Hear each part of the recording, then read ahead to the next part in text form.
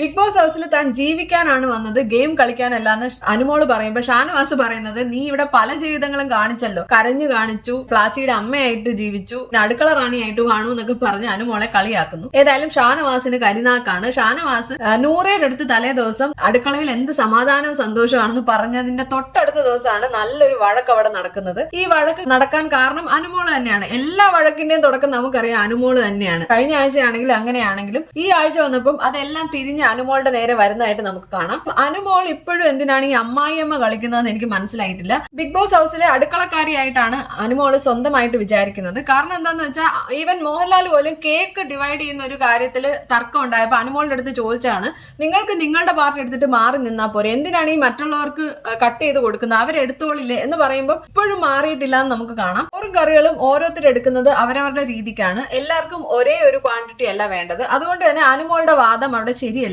Food ഉണ്ടാക്കി വെക്കുന്നതാണ് അനുമോളുടെ ഡ്യൂട്ടി. പക്ഷെ അത് പ്ലേറ്റ് നിരത്തി വെച്ചിട്ട് ഡിവൈഡ് ചെയ്ത് കൊടുക്കണം എന്ന് നിർബന്ധമുള്ളത് പോലെയാണ്. കാരണം അവിടെ ഉള്ളതൊക്കെ കണ്ടസ്റ്റന്റ്സ് ആണ്, അഡൽട്സ് ആണ്, അല്ലാതെ അനുമോൾ നടത്തുന്ന ഹോസ്റ്റലിലെ പിള്ളേരല്ല. അനുമോൾ ഒരു ഷാലോ പേഴ്സണാലിറ്റി ആണെന്ന് ഷാനവാസ് പറയുന്നുണ്ട്. അതായത് ഇവളുടെ തെറ്റ് പറഞ്ഞു കൊടുത്താലും ഇവള് ചേഞ്ച് ചെയ്യാൻ തയ്യാറല്ല എന്ന് ഷാനവാസ് ആണ് പറയുന്നതെന്ന് ആലോചിക്കണം. ഇവിടെ ആദിലയാണെങ്കിലും അനുമോളാണെങ്കിലും ഒപ്പത്തിനൊപ്പമാണ് മോശം ഭാഷ യൂസ് ചെയ്ത് സംസാരിക്കുന്നത്. ഈവൻ അക്ബർ വന്ന് കുറച്ച് കറി കൂടുതൽ ചോദിക്കുമ്പോൾ പോലും അനുമോൾ അത്യാഗ്രഹം കാണിക്കരുതെന്നൊക്കെയാണ് പറയുന്നത്. ഒരു കാര്യം വ്യക്തമായി, അനുമോൾക്ക് ഇനി ആക്ടിംഗ് ഓപ്പർച്യൂണിറ്റി കുറഞ്ഞാലും ഏതെങ്കിലും ഒരു ഹോസ്റ്റലിന്റെ മെസ്സ് ഹാൻഡിൽ ചെയ്യാൻ കൊടുക്കാൻ നല്ലതാണ്. അപ്പൊ അനുമോള് നന്നായിട്ട് ശോഭിക്കുന്ന ഒരു കരിയർ ആയിരിക്കും. ഇതൊക്കെ പറയുമ്പോഴും ആദിലയുടെ ഭാഷ അയ്യോ, അനുമോള് തറയാണെങ്കിൽ ആദില കുഴി എന്നേ പറയാൻ പറ്റുള്ളൂ. പ്രത്യേകിച്ച് ആദില നൂറ അവസരവാദികളാണെന്ന് നമ്മൾ പലപ്പോഴും കണ്ടതാണ്. ഷാനവാസിനെ ആണെങ്കിലും അനുമോളെ ആണെങ്കിലും ഇവർ ഉപയോഗിക്കുന്നുണ്ട്. ടിക്കറ്റ് ടു ഫിനാലെ ടാസ്ക് വിജയിച്ചതിന് ശേഷം നൂറയ്ക്കും കുറച്ച് അറഗൻസ് കൂടിയതുപോലെയാണ് നൂറ പെരുമാറുന്നത്. എന്നാലും അക്ബറിനെ സ്വന്തമായിട്ട് ന്യായീകരിക്കാൻ കിട്ടിയ കുറച്ച് അവസരങ്ങൾ അക്ബർ അവിടെ പാഴാക്കുന്നില്ല. അക്ബർ ഇടയ്ക്കിടയ്ക്ക് അത് പറഞ്ഞുകൊണ്ടിരിക്കുന്നുണ്ട്.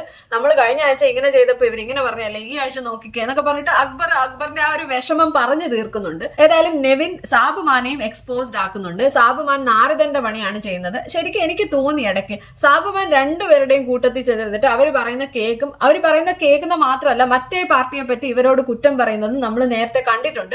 എല്ലാവരും എതിർക്കുമ്പോൾ അനീഷ് അനുമോളെ സപ്പോർട്ട് ചെയ്യുന്നു. ഇത് ഒറ്റപ്പെടൽ സ്ട്രാറ്റജി താൻ അങ്ങ് കൊണ്ടുപോണ്ട എന്ന് വിചാരിച്ചിട്ടാണോ അതോ ഇനിയിപ്പം ക്രഷ് തോന്നിയിട്ടാണോ എന്ന് എനിക്ക് മനസ്സിലായില്ല. പക്ഷെ അനുമോള് ഏതായാലും അനീഷിനെ മൈക്രോഫോൺ ആയിട്ട് യൂസ് ചെയ്ത് നാട്ടുകാർക്ക് കേൾക്കാൻ വേണ്ടി തന്റെ ഗുണഗണങ്ങളും താൻ അനുഭവിക്കുന്ന ഒറ്റപ്പെടലും പരാധീനതകളൊക്കെ പറയുന്ന അനുമോളെ നമുക്ക് ലാസ്റ്റ് കാണാം.